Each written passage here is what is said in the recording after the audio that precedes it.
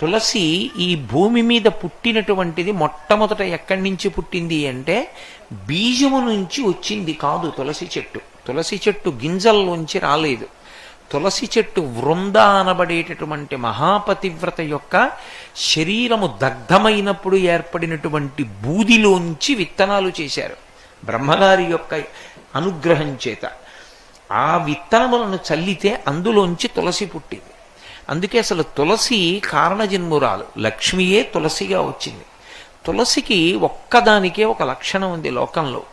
తులసి సమస్త పాపములను హరిస్తుంది. ఎందుచేత హరిస్తుంది అంటే దాని గురించి పురాణంలో ఒక మాట ఉంది.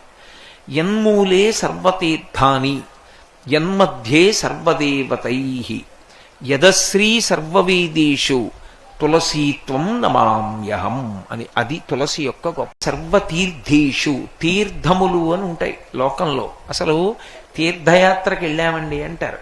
తీర్థయాత్ర అన్న మాటకు అర్థం ఏంటంటే మీరు దేవాలయానికి వెళ్ళి ఒక దేవాలయంలో ఉండేటటువంటి మూర్తిని మీరు దర్శనం చేసి వచ్చారనుకోండి, మీకు ఎంత పుణ్యం పడింది అని అడిగితే చెప్పడం చాలా కష్టం. చాలా తక్కువ పుణ్యమే పడుతుంది. నన్ను నమ్మండి, యథార్థం చెప్తున్నా. అదేం పెద్ద పుణ్యమేం పడిపోదు.